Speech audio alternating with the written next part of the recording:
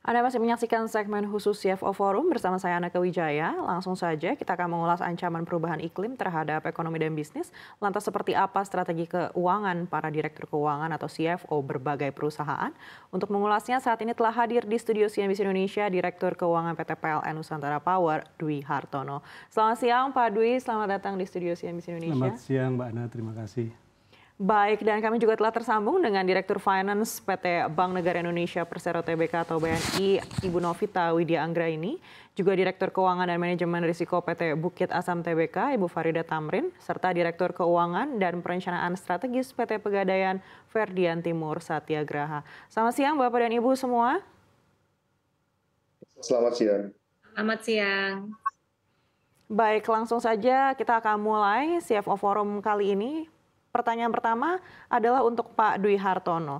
Pak Dwi, seperti yang tadi disampaikan juga oleh Pak Bambang Brojonegoro, bagaimana aliran listrik ini sangat penting sekali begitu untuk bisa melakukan transisi ke energi baru terbarukan begitu. Kalau dari Anda sendiri melihat seberapa besar risiko perubahan iklim terhadap iklim bisnis di Indonesia? Baik, kita bisa selalu melihat itu dari dua sisi sebenarnya. Perubahan iklim itu sebagai tantangan, tapi di saat yang sama juga menjadi peluang. Dari sisi tantangan tentunya tantangan operasional menjadi penting, terutama kalau bagi kami, karena kami mengoperasikan banyak PLTA, tenaga air, maka ketika terjadi kemarau berkepanjangan misalnya, maka kami juga punya masalah dengan ketersediaan air untuk memproduksi listrik. Tapi di saat yang sama kita juga punya peluang sebenarnya untuk membangun pembangkit-pembangkit baru yang renewables gitu ya. Misalnya kalau kemarau sinar matahari cerah ya, sehingga kita PLTS kita juga produksinya naik. Jadi ada dua sisi yang selalu kita bisa ambil dalam hal ini. Baik, kita beralih ke Ibu Farida. Ya, Ibu Farida, dari PT Bukit Asam bagaimana melihat risiko ini untuk kelangsungan bisnis PT Bukit Asam? Silakan Ibu. Baik, terima kasih. Jadi kalau dari kami sebagai perusahaan pertambangan, sebetulnya perubahan iklim ini memang harus kita antisipasi ya. Nah, kalau untuk dari perusahaan tambang khususnya batu bara, apabila ternyata misalnya terjadi perubahan iklim yang signifikan, seperti misalnya curah hujan yang berkepanjangan, itu tentu saja tidak menguntungkan ya bagi kita. Karena di perusahaan pertambangan batu bara, kita justru menunggu-nunggu saat di mana musim, di mana curah hujannya kecil. Nah, tetapi apabila nanti ternyata curah hujan itu justru musim kemaraunya lebih panjang, sebetulnya di perusahaan batu bara itu jauh lebih diuntungkan. Nah, akan tetapi perubahan iklim ini bukan hanya berpengaruh kepada produksi yang ada di tambang. Kami juga mengantisipasi perubahan iklim ini khususnya untuk pengiriman yang ada di laut. Artinya kargo-kargo kami batu bara apabila terjadi perubahan iklim, di mana terjadi pasang surut air laut yang tidak menentu, itu juga akan berpengaruh kepada bisnis kita. Oleh karena itu kita harus antisipasi benar dari hulu ke hilirnya di bisnis Bukit Asam. Terima kasih. Baik, kita beralih ke Pak Ferdian. Pak Ferdian, risiko perubahan iklim untuk bisnis gadai dan juga pembiayaan umum seperti apa? Iya, terima kasih Aneka. Seringkali mungkin perubahan iklim ini diasumsikan terkait dengan fosil perminyakan ya. Jadi kadang-kadang korelasi dengan industri keuangan dianggap jauh. Tapi sebenarnya kami melihat sebenarnya ada korelasi ataupun dampak ya terkait industri keuangan terkait dengan perubahan iklim. Yang pertama terkait dengan segi sosial. Karena posisi kami di Pegadaian, di industri Pegadaian terutama, itu sangat berkorelasi dengan kegiatan ekonomi dan impact-nya kepada kehidupan sosial dan UMKM. Artinya apa? Contoh pada produksi pertanian, otomatis dengan adanya perubahan iklim ini dapat mengakibatkan berkurangnya tingkat komunikasi produktif maupun kualitas dari UMKM sendiri. Terus seperti apa Pegadaian ini memberikan support yang pasti kami punya social loan, kami punya bantuan sosial, dan kami membiayai bagian dari holding ultramikro, jadi membiayai terkait dengan pinjaman ultramikro yang di bawah 10 juta. Harapannya ini bisa membantu memitigasi dampak perubahan iklim yang ada. Baik, itu tadi dari Pegadaian. Kita akan beralih ke BNI. Bu Novita, kalau Anda sendiri melihat risikonya sebesar apa? Terima kasih Mbak Anneke. Jadi kurang lebih seperti dengan Bapak Ibu CFO yang lain ya, bahwa kita juga melihat bahwa kita harus waspada dengan adanya perubahan iklim, khususnya kalau kita lihat dari historical gitu ya, suhu di bumi itu kan makin lama makin naik gitu. Tidak pernah ada sejak 1980 itu trennya tuh terus naik. Jadi artinya ancaman perubahan iklim ini tuh semakin nyata. Ada dua cycle El Nino ataupun La Nina yang ini tentunya berdampak pada seluruh sektor ekonomi yang ada di Indonesia. Jadi sektor ekonomi secara industri itu mungkin hampir sekitar 75% itu bisa sangat terekspos dengan adanya perubahan iklim ini. Nah sebenarnya dampak dari perubahan iklim yang tadi misalnya ada El Nino, La Nina ini menyebabkan kondisi ekstrim yang misalnya pada saat El Nino terjadi kekeringan, kemudian pada saat La Nina terjadi banjir dan sebagainya, itu membuat food supply itu menjadi terganggu. Nah, ketika food supply itu terganggu, produksi terganggu, tentunya yang harus kita waspadai adalah terkait dengan food inflation. Nah, food inflation ini memang trennya juga kita lihat makin hari seiring dengan perubahan iklim yang semakin tidak menentu, itu semakin terus naik.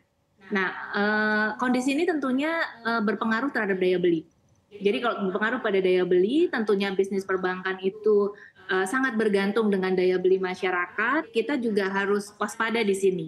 Artinya sangat mungkin ini akan terimpact. Namun juga kita juga punya antisipasi tentunya ya. Dengan kita tahu resiko yang mungkin kita hadapi, kita tetapkan pagar-pagar.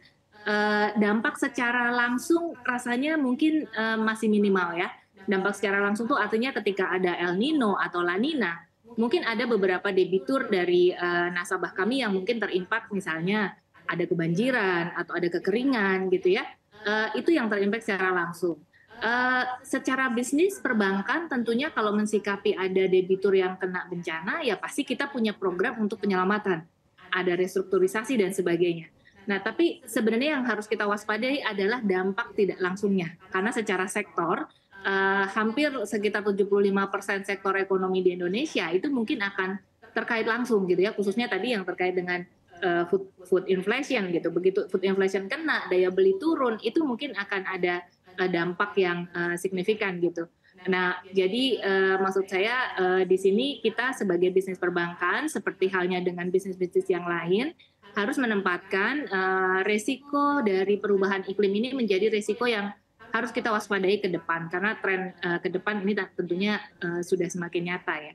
Baik, Ibu Novita, artinya sejauh ini untuk debitur-debitur yang berada di daerah yang terkena bencana seperti El Nino atau La Nina, ini belum secara signifikan menaikkan NPL BNI secara umum?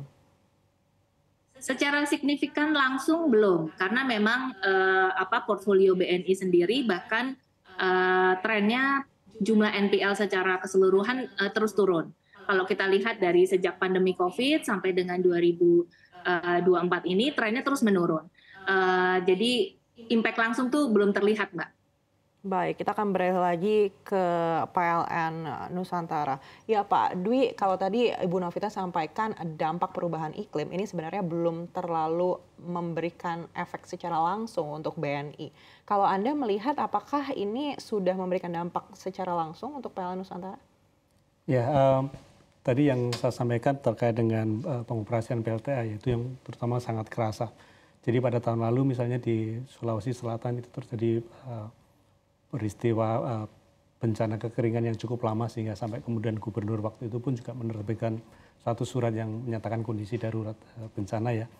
Nah, itu berdampak kepada pengoperasian power plant kami yang PLTA dari kapasitas 800 MW, kemudian kita cuma bisa menghasilkan 200 MW, nih hampir 75% kapasitas hilang. Artinya itu harus digantikan dengan jenis pembangkit lain yang pengoperasiannya lebih mahal. Dalam ini adalah BBM maupun gas. Ini dampak langsung yang kita alami kalau kemudian terjadi peristiwa semacam ini. Ditambah lagi kemudian untuk memulihkan sistem, akhirnya kita juga harus melakukan teknologi modifikasi cuaca, sehingga kemudian kita juga harus ada spending ke arah sana untuk bisa mendatangkan hujan, sehingga kemudian bisa mengisi waduk-waduk yang kami kelola. Kira-kira itu yang bisa saya sampaikan untuk yang dampak yang sifatnya langsung. Baik, kalau dihitung secara rupiah, berapa besar kerugian akibat kekeringan tersebut? Kita bayangkan bahwa 1 megawatt gitu, atau 1 kWh kalau diproduksi dari PLTA kita bisa memproduksi dengan harga sekitar 600-700 rupiah. Sementara kalau kita menggunakan bahan bakar minyak, kita 1 kWh itu ya bisa sampai 2.500 rupiah. Ini jadi kita bisa hitung ya berapa kWh yang diproduksi di Sulawesi Selatan waktu itu yang harus kami cover dengan operasional ini. Baik, kita akan beralih lagi ke Ibu Farida. Ibu Farida, seiring juga dengan dukungan semua pihak untuk transisi energi ini, kita tahu banyak juga perbankan yang mungkin membatasi kreditnya untuk energi fosil. Apakah ini sudah terasa dampaknya untuk Bukit Asam? Ya, jadi memang kalau untuk Bukit Asam, saya rasa perbankan semua sama ya. Pertama harus melihat dulu dari kondisi finansial di masing-masing entitas. Nah ini alhamdulillah kalau Bukit Asam, kalau kita lihat secara historical, kita justru di 3 tahun belakang ini berhasil membukukan laba yang cukup signifikan naik tinggi. Bahkan di tahun 2022 kita bisa membukukan laba sekitar 12,6 triliun. Dan kemudian di tahun 2023 kita sekitar 6 triliunan. Nah, melihat kondisi finansial yang ada, sehingga komposisi rasio debt kita itu pun sekarang masih sekitar 0,003% saja. Jadi kami masih merasa optimis, apalagi kami merupakan bagian dari BUMN. Saya rasa kolaborasi BUMN dan Himbara ini pasti masih melihat kita sebagai partner yang masih bisa diberikan loan apabila nanti kita memerlukannya. Tapi ke depannya Bukit Asam ini tentu saja akan terus berekspansi, mumpung ada teman-teman dari BNI juga, bahwa dengan kondisi kita yang sekarang, kapasitas kita ini sebetulnya masih sekitar 2,9 miliar ton. Jadi cadangan kita 2,9 miliar ton. Dan kalau dihitung berdasarkan tahun, itu mungkin hampir 100 tahun kita harus produksi untuk mencapai keseluruhannya. Nah, sehingga untuk itu kita harus terus meningkatkan angka produksinya. Untuk peningkatan angka produksi itulah, maka kita memang harus menggandeng teman-teman perbankan, supaya nantinya kita bisa kolaborasi peningkatan dari sisi investasinya. Nah, untuk itu kami masih optimis sebetulnya, kita masih punya peluang banyak untuk kerjasama dengan teman-teman perbankan. Akan tetapi mungkin nanti ada beberapa negara yang mulai membatasi, tetapi kami di sini tidak pesimis, karena kami adalah bagian dari induk holding dari MindID, di mana juga masih melihatnya secara keseluruhan, tidak hanya dari perusahaan batubara saja. Mungkin itu dari kami, makasih. Baik, kita akan tanyakan nanti seperti apa tanggapan dari Ibu Novita di BNI, tapi sebelumnya kita ke Pak Ferdian terlebih dahulu. Pak Ferdian, kalau tadi Ibu Novita sampaikan dampak dari perubahan iklim ini belum terlalu berpengaruh secara langsung untuk NPL BNI. Bagaimana dengan Pegadaian? Apakah ini sudah berpengaruh secara langsung pada peningkatan NPF? Iya, mungkin sebelum ke sana, mungkin kita petakan dulu sebenarnya terkait dengan 2 kelompok di perubahan iklim ya. Ada perubahan secara fisik dan risiko transisi. Kalau kita lihat secara fisik itu adalah mungkin kejadian banjir, lain-lain, yang otomatis mungkin pasti akan berdampak dan otomatis itu akan terukur posisinya. Tapi sedangkan yang risiko fisik itu posisinya itu pasti otomatis secara angka akan juga ada tapi tidak terlalu besar. Sedangkan untuk yang posisi yang risiko transisi itu lebih dampak dari adanya risiko fisik, jadi terkait peraturan, terkait kebijakan, teknologi, sehingga implikasinya kembali lagi tidak terlalu besar. Kalau kita petakan kembali di industri gade, ini ada industri gade dan non-gade. Non-gade mungkin mirip dengan karakteristik yang ada di perbankan. Dampaknya akan lebih terasa dibandingkan industri gade. Sehingga kalau kami lihat secara portfolio, posisi non-gade akan lebih terdampak dibandingkan posisi gade. Sehingga korelasi terkait dengan NPL ada, tapi untuk yang gade akan lebih rendah dibandingkan posisi yang non-gade atau yang industri yang sama dengan perbankan ataupun keuangan. Itu kalau di industri pegadaian. Terima kasih. Baik,